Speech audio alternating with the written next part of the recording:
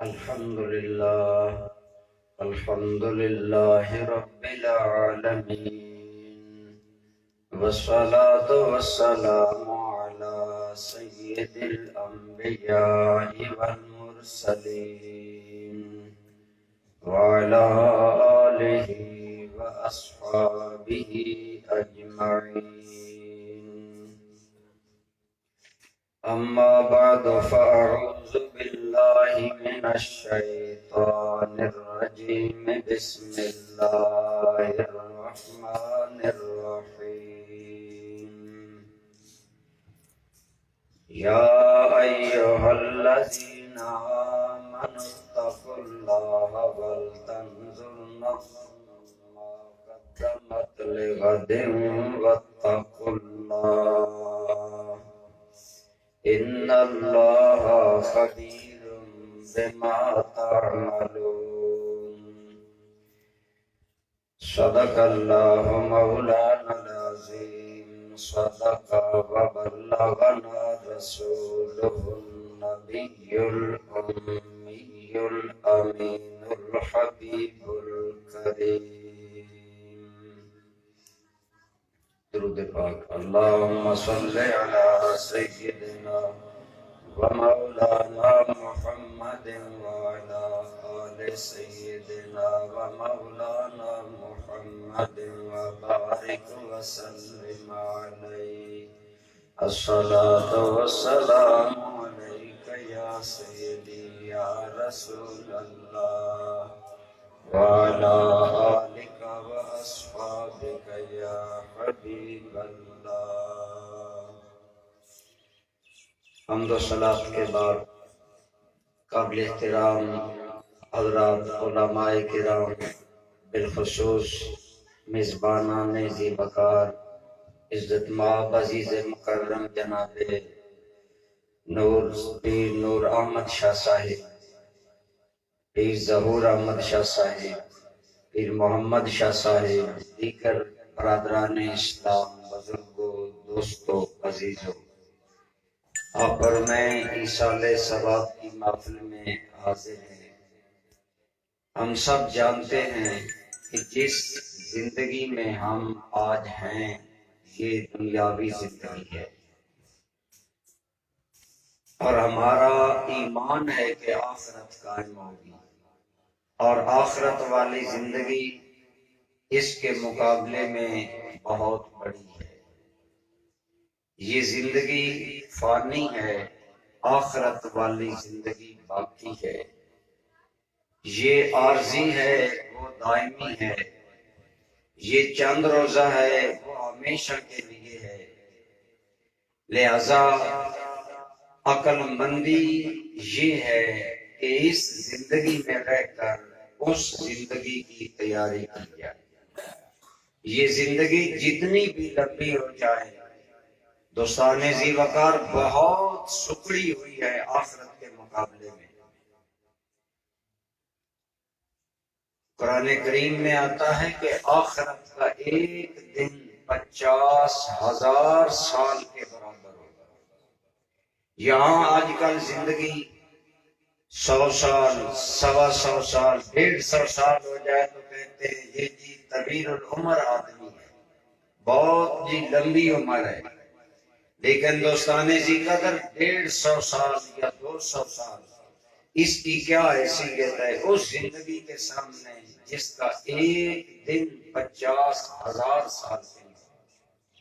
اور یہ محض ہماری خطیبانہ بات نہیں، ارشاد ہے کان مقدار 50,000 سنہ، قیامت کے دن کی قدر اور مقدار دنیاوی زندگی کے مقابلے میں 50,000 سال کے برابر۔ اس لیے عقل مندی یہ ہے کہ انسان یہاں رہ کر آخرت کی تیاری کرے۔ ارشاد باری تعالیٰ ہے یا ایھا الذین آمنو، اے ایمان والو، اتقوا اللہ، اللہ سے ڈرتے رہا کرو۔ وَلْتَنْظُرْ نَفْسٌ مَا قَدَّمَتْ لِغَدٍ، اور چاہیے کہ ہر انسان سوچے ما قدمت لغد، اس نے کل کے لیے آگے کیا بھیجا ہے۔ کل سے مراد قیامت کا دن ہے۔ تو بڑی ہی پیاری بات علماء کرام نے فرمائی، غد آنے والے کل کو کہتے ہیں۔ آج جمعرات ہے، کل جمعہ ہوگا، اس کو غد کہتے ہیں، آنے والا۔ تو فرمایا قرآن کریم نے قیامت کو غد سے ذکر کر کے بتایا کہ یہ زندگی جتنی لمبی ہو جائے ایسے سمجھو جیسے ایک دن ہے اور درمیان میں رات آئے گی اور پھر اس کے بعد قیامت ہی قیامت ہے۔ تو اس لیے ہمیں چاہیے، ہر بندے کو سوچنا چاہیے اور فکر کرنا چاہیے کہ میں نے قبر قیامت کے لیے کیا تیاری کی ہے۔ یہاں جتنی کوئی آدمی عیش کر لے، اب غور فرمائیں، یہاں ایک آدمی ساری زندگی عیش و عشرت کرے، نہ نماز پڑھے نہ زکات، جیسا کہ آج کل ہے جی، آزادی ہے جی، ہم پر کوئی پابندی نہیں، جو مغرب کا نعرہ ہے فریڈم، آزادی، حتیٰ کہ عورتوں کو یہ بات پڑھائی گئی کہ تم یہ بات کرو کہ جسم میرا ہے، مرضی میری ہے، میں سر پر دوپٹہ لوں نہ لوں، میں اپنا بدن ڈھانپوں نہ ڈھانپوں، ہے اللہ تعالی اگر انہیں یہ جان نہ دیتا، آج تو وہ مرضی سے بک بک کرتے ہیں۔ بتائیں جب ماں کے رحم میں تھے، انہیں پانی کے قطرے اور مٹی کے ذرے سے آگے پروان چڑھانے والا کون ہے سوائے اللہ کے؟ لہذا اس نے اللہ کی ملکیت کی تیاری کی جائے، یہاں نیک اعمال کیے جائیں، نماز پڑھی جائے، روزہ رکھا جائے، اللہ کی مخلوق کے ساتھ خیر خواہی کی جائے، ہمدردی کی جائے۔ اسی لیے قرآن نے ہمیں بتایا، ارشاد فرمایا وَلْتَنْظُرْ، ہر بندے کو چاہیے سوچے، صبح و شام اپنا محاسبہ کرو۔ سب سے عقل مند صوفیاء کہتے ہیں عقل مند بندہ وہ ہے جو اپنا محاسبہ خود کرتا ہے، جو اپنا محاسبہ خود کرتا ہے وہ کل شرمندہ نہیں ہوگا۔ اگر آج اپنا محاسبہ کرے گا کہ آج کے دن میں نے کیا کیا۔ جناب فاروق اعظم رضی اللہ تعالیٰ عنہ، آپ جب شام لیٹتے تو آپ فرماتے ہیں اے انسان جب رات کو بستر پر لیٹو سمجھو مجھے قبر میں لٹا دیا گیا ہے، اور سارے دن کا محاسبہ کرو، آج کوئی ایسا عمل تو نہیں ہو گیا جس کی وجہ سے آخرت خراب ہو جائے۔ اب جو آدمی ہر روز اپنا محاسبہ کرے، حضرت فاروق اعظم رضی اللہ تعالی عنہ ہر روز اپنا محاسبہ کرتے تھے، اتنی کامیاب زندگی دے کر دنیا سے گئے۔ یہ بات اہل سنت کی کتب میں بھی ہے، اہل تشیع کی کتب میں بھی ہے، صرف توجہ اور محبت کے لیے آج اہل مدینہ عجیب آئے، لوگوں کو ہٹاتے آئے، ان کے منہ پر کپڑا تھا، رش میں آگے بڑھے، حضرت عمر کی میت کے قریب پہنچے تو ان کی زبان پر یہ الفاظ تھے کہ میں پسند کرتا ہوں کہ جب میں بھی دنیا سے جاؤں میں اس آدمی جیسے عمل لے کر جاؤں، مثل ھذا المسجع، اس مکفن، اس کفن پہننے والے، کاش میں بھی عمل لے کر اللہ کی بارگاہ میں جاؤں۔ یہ بات مجھے بہت پسند ہے۔ حضرت ابن عباس کہتے ہیں ہم نے مڑ کر دیکھا یہ کون ہے جناب عمر کے اعمال پر رشک کرنے والا، تو فرماتے ہیں جب ہم کیوں ملا، اس لیے کہ حضرت عمر ہر روز اپنا محاسبہ کرتے تھے اور اپنے ہر عمل کو اس میزان پر پرکھتے تھے کہ دنیا ہے یا نہیں، میری آخرت خراب نہ ہو، آخرت میں مجھے شرمندگی نہ ہو۔ آج آپ اور میں اگر یہی اپنا معیار زندگی بنا لیں کہ ہر عمل اس لیے کرے کہ اللہ تعالیٰ کی کل بارگاہ میں میں سرخرو ہو جاؤں، میری آخرت بہتر ہو جائے، تو یقین جانیے ہماری موت پھر ڈر والی موت نہیں ہوگی، پرسکون موت ہوگی، بڑی کیفیت میں موت آئے گی، یعنی اس حال میں موت آئے گی کہ دل مطمئن ہوگا برادران ذی قدر، بخاری اور مسلم کی متفق علیہ حدیث ہے۔ حضرت انس بن مالک رضی اللہ تعالی عنہ آپ روایت کرتے ہیں کہ ہم موجود تھے، ایک آدمی آیا اور سرکار کریم صلی اللہ علیہ وسلم کی بارگاہ میں سوال کرنے لگا، متی الساعۃ یا رسول اللہ، یا رسول اللہ صلی اللہ علیہ وسلم، قیامت کب آئے گی؟ تو آپ نے فرمایا، قیامت کا سوال کرنے والے، ما اعددت لہا، تو نے قیامت کی تیاری کیا کی ہے؟ تو عرض کرتا ہے، لا شیء، میرے پاس کوئی تیاری نہیں ہے۔ صحابہ کرام ہمیشہ اپنے آپ کو عاجز، حقیر سمجھا کرتے تھے، حالانکہ صحابہ تو وہ لوگ ہیں جن کی تعریف میں اللہ کا قرآن آیا، اور قرآن کریم نے فرمایا، رضی اللہ عنہم ورضوا عنہ، ان سب سے اللہ راضی ہے، وہ اللہ سے راضی ہے۔ لیکن صحابہ کو اپنے اعمال پر ناز نہیں تھا، اپنے اعمال پر فخر نہیں تھا۔ آج ہم تو سمجھتے ہیں میں نمازی ہوں، میں حاجی ہوں، میں غازی ہوں، میں اتنا کام کر رہا ہوں، لیکن ایک روایت میں آتا ہے کہ صحابی نے، اس آدمی نے عرض کیا، یا رسول اللہ، ما اعددت لہا من کثیر عمل لا صلاۃ ولا صیام، یا رسول اللہ صلی اللہ علیہ وسلم، میں نے نہ زیادہ نمازیں پڑھی ہیں، نہ میں نے زیادہ روزے رکھے ہیں، الا انی احب اللہ ورسولہ، مگر یہ بات ضرور ہے کہ میں اللہ اور اس کے رسول سے محبت کرتا ہوں۔ تو پہلی بات تو یہ کہ جب قیامت کا ذکر آیا تو سرکار کریم صلی اللہ علیہ وسلم نے سوال کیا، تو نے آخرت کے لیے تیاری کیا کی ہے؟ پتا چلا گویا سرکار اشارہ دے رہے ہیں، لوگوں قیامت کا ذکر کرنا گویا آخرت کی تیاری ہے، تیاری کرنی چاہیے۔ پھر اس سے پوچھا، تو نے کیا تیاری کی؟ تو صحابی کہتا ہے، یا رسول اللہ صلی اللہ علیہ وسلم، میں نے نہ زیادہ نمازیں پڑھی، نہ زیادہ روزے رکھے۔ اس کا یہ مطلب نہیں کہ صحابہ نعوذ باللہ بے نماز تھے یا بے روزے تھے۔ صحابہ کی نمازوں کا تذکرہ تو قرآن کرتا ہے، ان کی خشوع و خضوع سے معمور نمازوں کا ذکر قرآن کرتا ہے۔ وہ یعنی تقویٰ پارسائی کے نمونہ تھے دنیا کے لیے صحابہ کرام۔ لیکن صحابی نے گویا یہ کہا کہ یا رسول اللہ، میں نے زیادہ نمازیں نہیں پڑھی، زیادہ روزے نہیں رکھے، الا انی احب اللہ ورسولہ، مگر میں اللہ رسول سے محبت کرتا ہوں۔ علماء نے فرمایا، گویا صحابی نے بتایا، نمازیں پڑھو، روزے رکھو، شریعت پر عمل کرو، سارے نیک کام کرو، لیکن سب نیک کام کرو تو بنیاد اللہ رسول کی محبت ہونی چاہیے۔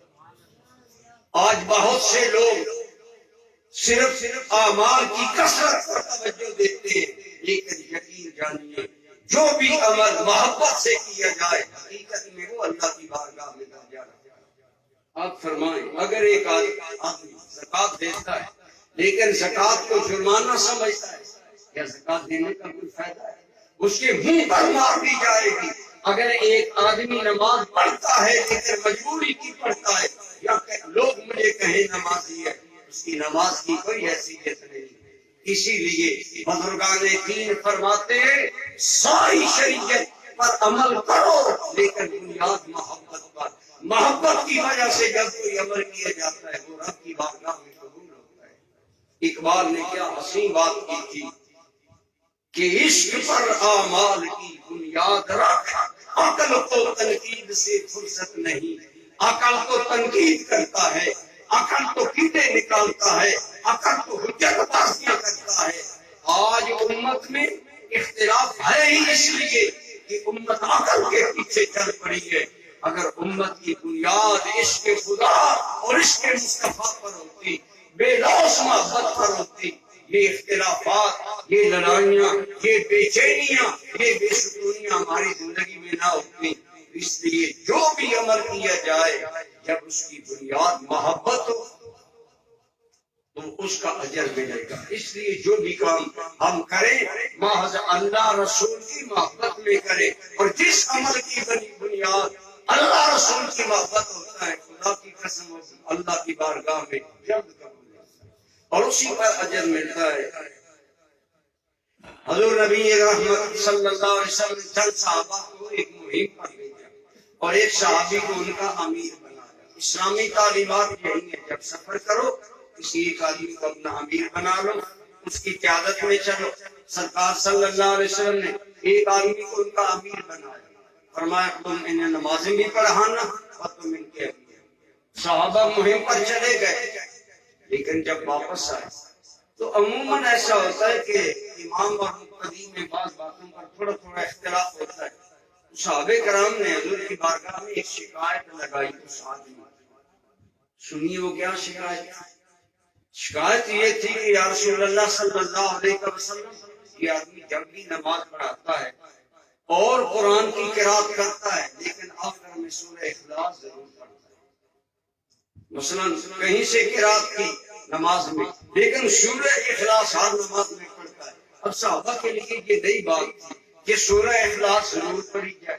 آپ صلی اللہ علیہ وسلم نے فرمایا اس سے پوچھو وہ یہ بات یہ کیوں کرتا تھا۔ جب ان سے پوچھا گیا تو حدیث پاک میں آتا ہے اور تقریباً ہر مفسر نے سورہ اخلاص کی فضیلت میں سے ذکر کیا۔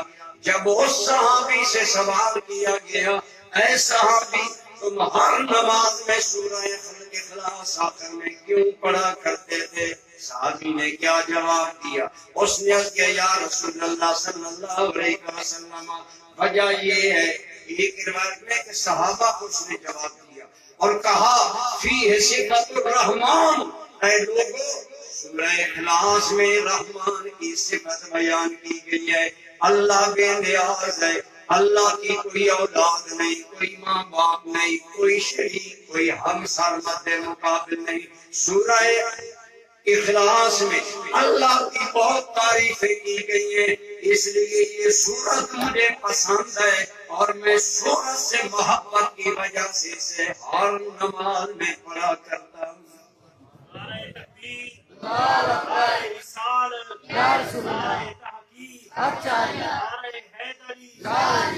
اس نعرے کا کوئی فائدہ نہیں، دو بچے بولے اس نعرے کی ضرورت نہیں ہے، یا نعرہ لگایا نہ جائے یا سارے کر لگائے۔ کیا ہم سارے بڑے ہیں کہ ہم اللہ کا نام لینے سے شرماتے ہیں؟ اس کی کوئی ضرورت نہیں۔ میں ان باتوں کا قائل بھی نہیں۔ آپ توجہ فرمائیں، ابھی تو بات یہی ہو رہی ہے، ہم سب کو سوچنا چاہیے جن سب سے کہا گیا نعرہ تکبیر اور ہم نہیں بولے، ہماری ضمیر پر سوال ہونا چاہیے کہ مجھے اللہ اکبر کہتے ہوئے شرم آتی ہے، ورنہ ضرورت نہیں ہے۔ میں کر رہا تھا اس صحابی نے کیا اس صورت کے اندر اللہ تعالیٰ کی تعریف ہے اور میں اس کو اس لیے ہر نماز میں پڑھتا ہوں۔ اللہ کی قسم جب صحابہ نے حضور کی بارگاہ میں یہ بات کی تو آپ نے فرمایا اس کو بتا دو، وہ کہتا ہے مجھے سورہ اخلاص سے محبت ہے، یہ فرش پر کہتا ہے مجھے سورہ اخلاص سے محبت ہے، عرش والا وہاں سے پیغام دے رہا ہے مجھے وہی آئی ہے کہ اپنے امتی کو بتا دو ہم اس سے محبت کرتے ہیں۔ صحابی کے ہر نماز میں سورہ اخلاص پڑھنے کی بنیاد اللہ کی محبت تھی۔ جب اللہ کی محبت پر عمل کی بنیاد ہو، اسی لیے میں کر رہا ہوں کہ عشق پر اعمال کی بنیاد رکھ، عقل کو تنقید سے فرصت نہیں، یہ چھوٹی چھوٹی باتیں ان سے ماورا ہو جاؤ، اللہ رسول سے محبت، اللہ رسول سے عشق کرو اور خدا کی قسم جس عمل کی بنیاد اللہ رسول کا عشق ہوگا، اللہ رسول کی محبت ہوگی، وہ فوراً قبول ہوتا ہے اور اللہ رب العالمین اپنے ایسے بندے کے درجات جلد بلند کرتا ہے۔ بخاری شریف کی حدیث ہے قیامت کی جب مشکل کھڑی ہوگی اور برادران اسلام سورج قریب ہوگا، ہر بندہ سائے کا طالب ہوگا، اس حال میں سایہ جسے ملے گا اس پر اللہ کا خاص کرم ہوگا، لیکن وہ تو اتنا مشکل دن ہوگا، ابتدا میں یوم لا ظل الا ظل عرش ربک، قیامت کے دن اللہ کے عرش کے بغیر، اس کے سائے کے بغیر کوئی سایہ نہیں ہوگا۔ لیکن میرے کریم صلی اللہ علیہ وسلم نے فرمایا جب وہ مشکل گھڑی آئے گی قیامت میں ہر بندہ سائے کا طالب ہوگا، اس گھڑی 8 ایسے وقت والے انسان ہیں جنہیں اللہ اپنے عرش کا سایہ دے گا، اور ان میں اکثر عمل وہ ہیں جن اعمال کی بنیاد اللہ کی محبت۔ تو محبت جب دل میں رکھ کر عمل کیا جائے، اس لیے دوستان گرامی قدر، اللہ کریم سے سخت محبت کرے۔ اللہ ہمارا خالق و مالک ہے، اپنے عمل کی بنیاد حب الہی پر رکھے۔ زکات انسان دیتا ہے، جیسا میں نے عرض کیا، اگر چٹی سمجھ کر دیتا ہے پھر اس کو ثواب نہیں ہوگا۔ اگر قربانی چٹی سمجھ کر دے رہا ہے، دے تو نہیں سکتا تھا، لوگ نہ کہے قربانی نہیں دی۔ بعض لوگ اس لیے دیتے ہیں، اپنے عمل کی بنیاد حب الہی رکھو، اس لیے رکھو وہ میرا خالق ہے، اس نے مجھے سب کچھ دیا ہے۔ جب ہے سب کچھ اس کا، میرا ہے نہیں، تو کیوں نہ میں اصلی مالک کو ہر چیز لوٹاؤں۔ میں زکات کریم کے نام پر ہر قربانی مالی جانی کروں گا۔ میں کر رہا تھا قیامت کے دن جن 8 بندوں کو اللہ عرش کا سایہ عزت والا عطا کرے گا، ان میں ایک بندے کے بارے میں آیا، اللہ ایک انسان کو اپنے عرش کا سایہ دے گا، عرض کرے گا یا اللہ یہ بندہ نوازی، یہ عزت افزائی کیوں، آج مجھے اپنے عرش کا سایہ دیا۔ رب کہے گا میرے بندے تمہیں یاد ہوگا، تو نے تنہائی میں مجھے یاد کیا اور میری محبت میں تیری آنکھوں میں آنسو آ گئے، ہم اس لیے تجھے آج اپنے عرش کا سایہ عطا کر رہے ہیں۔ تو جو بھی عمل ابھی رسول صاحب نعرہ لگواتے آپ نہیں لگانا چاہتے تو سمجھ آنا چاہیے، نعرہ ضروری بھی نہیں ہے، لیکن یاد رکھیں جو بھی عمل کرے محبت سے کرے، اپنے رب کا ذکر محبت سے کرے، کوئی سن رہا ہو نہ سن رہا ہو، اللہ کی قسم جب میرے دل میں ادھر محبت کا تصور صرف آئے گا تو کائنات کا مالک شکور ہے، اتنا قدردان ہے کہ وہ اپنے ملائکہ میں کہتا ہے میرا بندہ مجھے یاد کر۔ یہ ہے وہ محبت نواز اللہ فرمایا۔ اس لیے میں عرض کر رہا تھا، صحابی نے عرض کیا یا رسول اللہ میں نے کوئی آخرت کی تیاری نہیں کی، ایک حدیث میں لا شیء کے الفاظ ہیں، میری کوئی تیاری نہیں، اگر تیاری ہے انی احب اللہ و رسولہ، میں اللہ رسول سے محبت کرتا ہوں۔ گویا پتا چلا، آگے سنیں میرے آقا نے کیا فرمایا، آپ نے فرمایا سن لو، المرء مع من احب، ہر بندے کا حشر اسی کے ساتھ ہوگا جس کے ساتھ محبت ہوگا۔ جو اپنے دل میں اللہ کی محبت لے کر مرا، اللہ کے حبیب کی محبت لے کر مرا، ان کا حشر اس کے ساتھ ہوگا۔ اور یہی صحابہ کا معیار تھا۔ میں نے پہلے عرض کیا آج ہم زیادہ تقیہ بھروسہ اعمال پر کرتے ہیں کہ میں نے اتنے صدقہ خیرات کیا، میں نے اتنے دین کے کام کیے، دل میں دیکھ تیرے دل میں حب رسول کی چنگاری ہے، حب خدا اور عشق خدا کا ہے درد اور افسوس، اگر ہے تو تمہیں مبارک ہو۔ سنانا صحابی ہر نماز میں کل اس لیے پڑھتا تھا اس میں میرے مالک کی تعریف ہے، اس نے وہاں سے پیغام دیا میرے محبوب سے بتا دو میں اس بندے سے محبت ہوں۔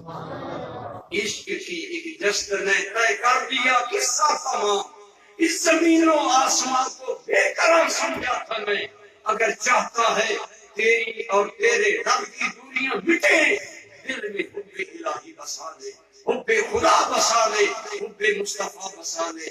خدا کی قسم جہاں عمل کی بنیاد حب الہی ہوتا ہے وہاں چشم زدر میں مقامات طے ہوتے ہیں۔ غزوہ تبوک کا موقع تھا، میرے کریم صلی اللہ علیہ وسلم نے فرمایا لوگوں تبوک لشکر لے جانا ہے، مدینہ پاک سے تبوک کا فاصلہ بہت زیادہ ہے، 1500 کلومیٹر کے قریب، گرمی کا موسم، غربت کا دور۔ صحابہ فرماتے ہیں غربت کا عالم یہ تھا کہ اگر کھجوریں کھانے کی ملتی دودھ نہ ملتا، دودھ ملتا تو کھجوریں نہ ملتی۔ ایک دن فرماتے ہیں ہر صحابی کو ایک کھجور ملی کہ 2 آدمیوں نے تقسیم کر۔ اس غربت کے عالم میں غزوہ تبوک کے لیے تیاری ہوئی۔ صدیق اکبر جو عاشقوں کا امام تھا اپنا سب کچھ لا کر رسول اللہ کے قدموں میں ڈھیر کر دیا۔ فرمایا ماں اب کہتا ہے اہل کا یا ابا بکر، ابو بکر ہر چیز لے آیا، گھر کیا چھوڑ آیا، کیا جواب دیتا ہے؟ اب کہتم اللہ، اب کہتو لہم اللہ و رسولہ، آقا گھر صدیق کے یا اللہ ہے یا اللہ کا رسول ہے، اور کوئی چیز نہیں۔ صدیق اکبر عشق خدا کا بھی پیکر تھے، عشق مصطفیٰ کا بھی پیکر تھے، اور بقول اقبال نے تو کہا تھا نا، پروان کو چراغ ہے بلبل کو پھول بس، صدیق کے لیے ہے خدا کا رسول بس۔ جب صدیق نے اپنا ساری کائنات اللہ رسول پر قربان کر دی، اور بعض علماء نے لکھا آپ نے ٹاٹ کا لباس پہنا تھا، امام قرطبی نے لکھا، میرے سیدی الکریم حضور ضیاء الامت نے لکھا کہ حضور کی بارگاہ میں حضرت جبریل امین آئے، اور جبریل امین آئے تو آپ نے حضرت صدیق اکبر بھی بیٹھے تھے، حضرت صدیق اکبر کو بتایا ابو بکر جاءنی جبریل، میرے پاس جبریل آیا بیٹھا ہے اور ایک بات کرتا ہے، یا رسول اللہ کیا جبریل کہتے ہیں؟ فرمایا اللہ تعالیٰ فرما رہے ہیں ابو بکر نے سب کچھ میرے نام پر لٹا دیا، کہیں دے کر ابو بکر پچھتا تو نہیں رہا، یہ کہنے کی دیر تھی سیدی ضیاء الامت آپ نے لکھا کہ صدیق اکبر کی آنکھوں سے آنسو گر گئے اور کہنے لگے انا راضٍ عن ربی، انا راضٍ عن ربی، انا راضٍ عن ربی، یا رسول اللہ مجھے اللہ کی قسم میں سب کچھ خدا اور مصطفیٰ پر لٹا کر بھی راضی ہوں، میرا دل مطمئن ہے، اس بات پر راضی ہوں کہ میں نے اللہ رسول سے سودا کیا ہے۔ وہ صدیق نے زبان حال سے کہا میری زندگی کے مالک تیرے نام پر بکا، اسی بات پہ ہوں نازاں، اسی بات کی خوشی ہے۔ اگر صدیق کے دل میں حب خدا اور حب مصطفیٰ کا یہ انداز تھا تو جواب کیا ملا؟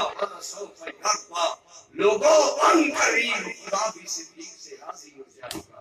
اور پھر حضور نے بتایا ابو بکر اللہ تم سے راضی ہو چکا ہے، یہ ہے کہ عشق پر اعمال کی بنیاد رکھ، چھوٹی چھوٹی باتوں کو چھوڑو، دل میں اللہ رسول کا عشق بساؤ، محبت بساؤ، خدا کی قسم قبولیت میں دیر نہیں لگے گی، اللہ رسول فوراً کرم کریں گے اور مہربانیاں ہوں گی۔ تو صحابہ نے بھی بتایا کہ یا رسول اللہ میں نے زیادہ نہ روزے رکھے نہ نمازیں پڑھی، ہاں آخرت کی تیاری کی ہے، تو انی احب اللہ ورسولہ۔ حضرت انس بن حدیث کے راوی ہیں نا، وہ کہتے ہیں واللہ ما فرحنا بشیء، ہمیں اللہ کی قسم جب حضور نے یہ فرمایا نا آدمی قیامت کے دن اسی کے ساتھ اٹھایا جائے گا جس سے محبت ہو، تو حضرت انس کہتے ہیں لوگوں اللہ کی قسم جس دن ہمیں کلمہ پڑا اس دن خوشی زیادہ ہوئی یا آج خوشی ہوئی؟ کیوں؟ حضور نے سرٹیفکیٹ دے دیا جس سے محبت ہوگی حشر اس کے ساتھ۔ آگے حضرت انس کے الفاظ فرمایا انی احب النبی واحب ابا بکر واحب عمر، میں رسول اللہ سے محبت کرتا ہوں، میں حضرت صدیق اکبر سے محبت کرتا ہوں، میں حضرت عمر سے محبت کرتا ہوں، میں ان کے ساتھ اٹھایا جاؤں گا۔ وَإِن لَمْ أَعْمَلْ مِثْلَ أَعْمَالِهِمْ، اگرچہ میرے عمل ان جیسے نہیں لیکن مجھے یقین ہے کہ میرا حشر ان پیاروں کے ساتھ۔ گویا پتہ چلا جب دل حب خدا اور حب مصطفیٰ سے آباد ہوتا ہے پھر درجے طے ہوتے دیر نہیں لگتی۔ آج اپنا ذکر اللہ کا کرے تو دکھلاوا کے لیے، نمائش کے لیے نہیں، زکات دے تو دکھلاوا کے لیے نہیں، نمائش کے لیے نہیں، اپنے ہر عمل کی بنیاد حب خدا کو بنائے، حب مصطفیٰ کو بنائے۔ درود پاک پڑھیں تو اس لیے نہیں کہ میں لوگوں کو بتاؤں میں نے 1,00,000 مرتبہ درود پڑھ لیا ہے، دکھائیں انہیں جن کے لیے پڑھ رہے ہو، پھر تیرے دل پر وہ محبت کی جب چوٹ لگے گی خدا کی قسم یہ ہو ہی نہیں سکتا کہ امتی کے دل میں رسول اللہ کی محبت کا درد ہو اور رسول اللہ اس کو نہ نوازے، مہربانی نہ فرمائے۔ اللہ رسول کا سے بڑھ کر کون لاجپال ہو سکتا ہے؟ شرط ہے کہ ہمارا دل اللہ رسول کے لیے خالص ہو۔ حضور کے صحابی ہیں، ان کا نام ہے حضرت عبداللہ، ایمان لائے، گھر والے بے ایمان ہیں، سوچتے رہے باپ تو فوت ہو گیا، چچا سرپرست تھا، اگر وہ اسلام لاتا ہے تو میرے لیے آسانی، پہلے اسلام چھپائے رکھا، لیکن چچا اسلام نہ لایا۔ آپ نے پھر ایک دن چچا کو کہا میں دیکھتا رہا تم نہیں ایمان لاتے، میں تو ایمان لا چکا ہوں محمد پر، محمد کے رب پر۔ اس نے گھر سے نکال دیا، بائیکاٹ کر دیا، حتیٰ کہ نکلتے ٹائم اس کی بیوی نے کہا یہ تیرے بدن کے کپڑے ہمارے ہیں، کپڑے بھی دے کر جاؤ۔ اور صحابی نے کسی سے ایک ٹاٹ کا ٹکڑا مانگا، اس کے 2 ٹکڑے کیے، اس کو بدن پر پہنا۔ حضور اتنے میں مدینے جا چکے تھے چند دن قبل۔ حضرت عبداللہ کو مکہ میں چین نہیں آتا تھا، بے چین رہتے تھے۔ ایک سچے عاشق کو محبوب کے بغیر کیسے چین آئے؟ چچا نے کہا میں نے تمہیں مدینہ نہیں جانے دینا، میں نے جانا ہے۔ اس نے بائیکاٹ کیا، کپڑے تک اتار لیے، ٹاٹ کے 2 ٹکڑے لے کر مدینہ پہنچے۔ آپ بتائیں جو انسان ساری کائنات اللہ رسول کی محبت میں لٹا کر پہنچا، جب مدینہ پہنچ کر حضور کو دیکھا ہوگا اس امتی کے دل کا عالم کیا ہوگا، خوشی کی کیفیت کیا ہوگی۔ لیکن رسول اللہ نے حد کر دی اس کے ساتھ۔ بے نام آدمی تھا، غریب آدمی تھا، بتائیں نا جس کے کپڑے کھلتن لقب پڑ گیا عبداللہ ذوالبجادین، 2 ٹاٹوں والا میرا صحابی، بڑا غریب آدمی تھا۔ اتفاق ایسا ایک غزوہ پر حضور جانے لگے، دل میں اخلاص دیتا کیا سنا دعا کرے نا اللہ مجھے شہادت، میں اللہ کے نام پر قربان ہو جاؤں، جس اللہ رسول کے لیے بار چھوڑا میری جان بھی چلی جائے۔ آپ نے فرمایا میں تیرے بدن کو ان کے تیروں پر حرام کرتا ہوں، اشارہ تھا تیری موت نہیں آئے گی۔ پھوٹ پھوٹ کر رونے لگا، یہ ہے عشق، یہ ہے محبت۔ پھوٹ پھوٹ کر عبداللہ رونے لگا، دنیا زندگی سے پیار کرتی ہے، عبداللہ موت سے پیار کرتا ہے، اللہ رسول کے نام پر موت آئے۔ سرکار نے دلاسا دیتے ہوئے فرمایا عبداللہ جہاد کے راستے میں بھی موت شامل ہے، اللہ کا کرنا ایسا ہے۔ جناب عبداللہ بیمار ہو گئے سفر میں، حتیٰ کہ حضرت عبداللہ کا وصال ہو گیا، فوت ہو گئے۔ میرے کریم نے وہ عبداللہ جو اللہ رسول کی محبت کا پیکر تھا، ایک روایت میں آتا ہے ایک دن وہ نا اونچا اونچا ذکر کر رہا تھا یا قرآن پڑھ رہا تھا، بڑے صحابی نے جھڑک کر کہا ایھا المجاہد، وہ شور مچانے والے، آہستہ ذکر کرو، آہستہ قرآن پڑھو۔ سرکار نے سن لیا تو آپ نے اس بڑے صحابی کو فرمایا اس کو جھڑکو نہیں، دیوالیاں والو اگلا جملہ دل پر ہاتھ رکھ کر سنو۔ صحابی نے جھڑکا تو اونچا تلاوت کر رہے ہو، حضور نے فرمایا اس کو جھڑکو نہیں، انہ یحب اللہ و رسولہ، یہ وہ انسان ہے جس کا دل اللہ رسول کی محبت سے آتا ہے، اس کو کچھ نہ کہو۔ اب وہی عبداللہ فوت ہو گیا، حالت سفر ہے۔ سرکار نے فرمایا قبر تیار کرو، جب قبر تیار ہو جائے تو مجھے بتانا۔ قبر تیار ہو گئی، یا رسول اللہ قبر تیار ہو گئی، کیا حکم ہے؟ فرمایا میں نے تمہیں روکا اس لیے تھا کہ یہ انسان وہ ہے جو اللہ رسول سے محبت کرتا تھا، آج میں چاہتا ہوں کہ اس محبت کے ہاتھوں پر قبر کے حوالے کروں۔ جب حضور نے حضرت عبداللہ کی میت کو ہاتھوں پر لیا، حضور کی آنکھوں سے آنسو گر رہے تھے، صحابہ کی آنکھیں بھی اشکبار تھی۔ جب حضور رحمت عالم نے حضرت عبداللہ کو قبر میں رکھا نا، اگلا جملہ آیا تو صحابہ کے صبر کے بندھن ٹوٹ گئے، ہچکیاں لینے لگے، صحابہ گالی مار کر رونے لگے۔